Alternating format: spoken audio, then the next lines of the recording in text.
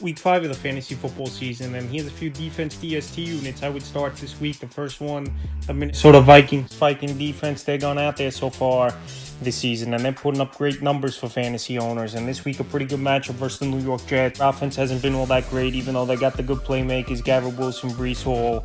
And this Viking team creates turnovers, and we've seen them shut down good offenses for the most part as well. So the last few weeks for Minnesota, week 2 versus the Niners, 17 points allowed, 6 sacks, an interception, a fumble recovery, a block kick. Week 3 versus Houston, 7 points allowed, 5 sacks, 2 INTs. And week 4 at Green Bay, in that ball game, 29 points allowed, a sack, 3 interceptions, a fumble recovery. So this week versus the Jets, Aaron Rodgers, we know they have a history playing Aaron Rodgers where he was with the Packers for many seasons, obviously, and some of the players still remaining on Minnesota from a couple years ago. So Rodgers not that mobile in the pocket. Him and his receivers still not on the same page besides him and Allen Lazard. In this ball game in London, I think Minnesota could get pressure on Rodgers early and often and create some turnover. Have all season next DST, the Denver Broncos. Denver Broncos, one of the better pass rushing defenses in the league.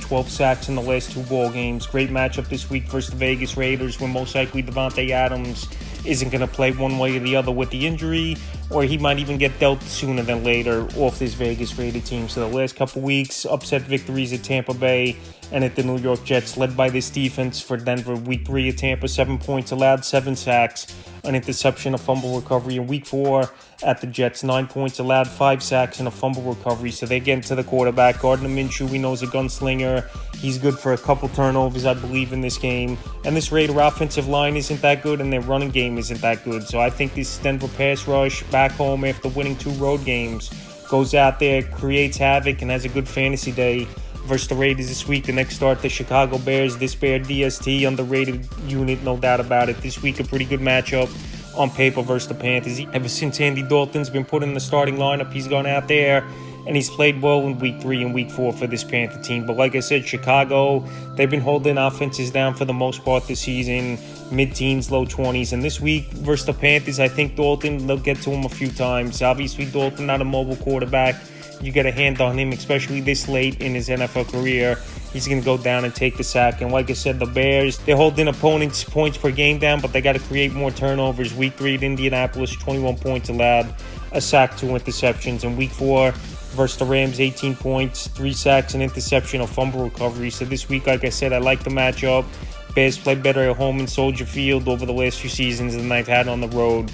And this week versus Andy Dalton, and then a good Panther offense over the last few weeks, I think the Bears could slow them down and go out there and have a good performance. Next defense, the Green Bay Packers. So the Packers, they're still out there in tons of fantasy leagues, surprisingly, over 65%. And this Packer team leads the league in turnovers created. And this week at the Rams, with no Cooper Kupp and Puka Nacua, obviously, it's going to be tough sledding once again for Matthew Stafford. The Packers get pressure on the quarterback.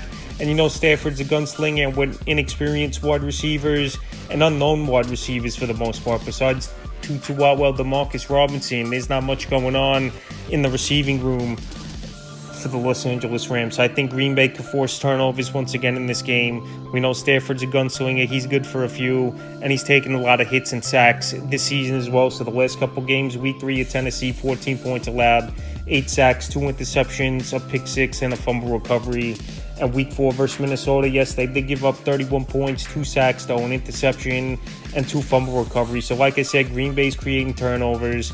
Rams, their offense is depleted with their 2 top wideouts out, and it's a good matchup this week. In the 5th and final defense, DST, I would start, is the Pittsburgh Steelers. I know on paper it doesn't look like a great matchup, but this Dallas Cowboy offensive line isn't all that great this season. Their running game, for the most part, has been non-existent and one of the worst running games in the league.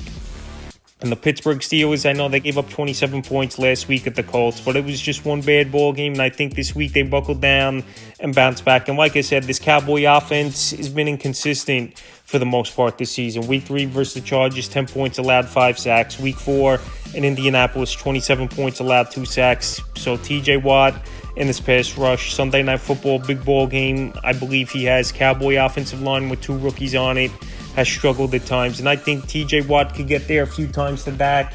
And Dak Prescott, his accuracy hasn't been all that great as well in some of these games. So if they could get pressure on him early and often, I think Pittsburgh could create some turnovers And I only see Dallas honestly scoring in the mid-teens, low 20s in this one. A few defense DST units I would start for week 5 of the fantasy football season.